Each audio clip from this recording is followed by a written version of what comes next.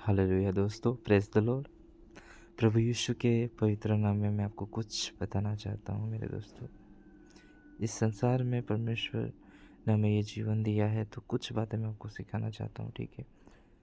तो ये है, इस संसार में हम यहाँ पे हैं, इस तरह से हैं,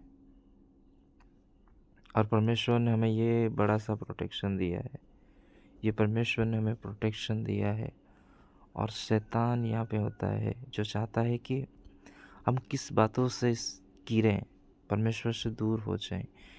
इस तरह से परमेश्वर हमें प्रोटेक्शन देता है, लेकिन शैतान चाहता है कि हम किस बात से गिर जाएं, परमेश्वर से दूर हो जाएं।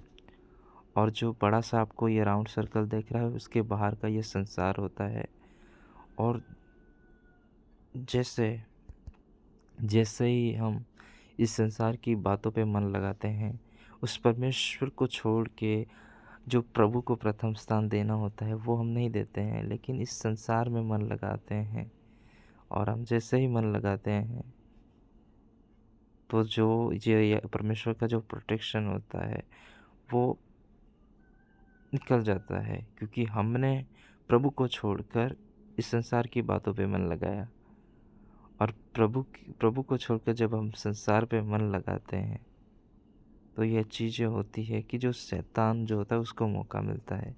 और जो शैतान है जो है, उसको जो मौका मिलता है, जो हमने परमेश्वर का जो प्रोटेक्शन था उसको तोड़ा, तो शैतान हमारे जीवनों में आता है, और वो हमें डिस्ट्रॉय करने की पूरी कोशिश करता है, और वो करता है।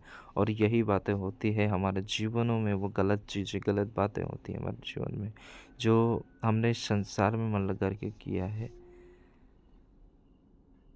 हम अपना जीवन जो अधीनता में जीना चाहिए, वो जीवन हम नहीं जीते हैं। जो आज्ञाओं को पालन करना था, वो नहीं करते हैं।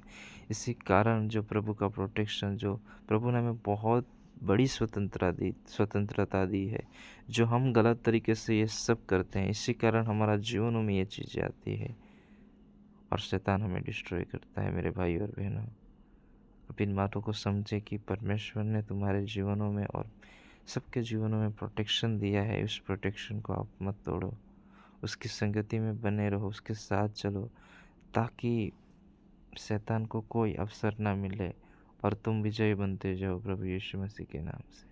आमीन।